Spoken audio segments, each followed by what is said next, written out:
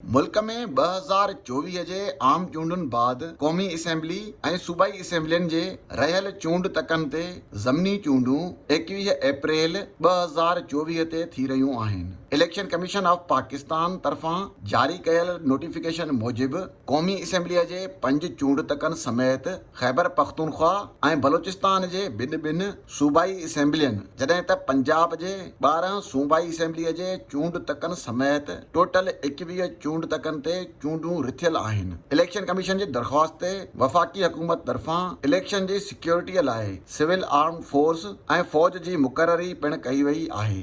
Civil arm force ऐं फ़ौज खे क्विक रिस्पांस फोर्स तौरु मुक़ररु कयो वियो आहे। पंजाब जे घरू वज़ारत तरफ़ां वफ़ाक़ी घरू वज़ारत खे पंजाब जे 13 ज़िलनि में चूंडुनि दौरान मोबाइल फ़ोन ऐं इंटरनेट सर्विस मुअतल करण जी दरख़्वास्त कई वई आहे। इलेक्शन कमीशन मूजिबि पोलिंग टाइम ख़तमु थियण जे 1 कलाक बाद ई कंहिं पोलिंग जे नतीजनि खे गैर हतमी गैर सरकारी ॼाणाए टेलीविज़न ते नशर कयो वेंदो। क़ौमी असेंबलीअ जे NA 8 बाजोड़, NA 44 डेरा इस्माइल ख़ान 1, NA 119 लाहौर 3, NA 132 कसूर 2 ऐं NA 196 कंबर शहदाद कोट 1 ते इलेक्शन थींदी। ख़ैबर पख्तूनख्वा सूबे जे PK 22 बाजोड़, PK 91 कोहाट जो चूंड शेड्यूल बि जारी कयो वियो आहे। बलोचिस्तान जे 2 सूबाई तकनि PB 20 खुज़दार ऐं PB लसबेला ते बि इलेक्शन थींदी। पंजाब जे 12 सूबाई असेंबलीअ जे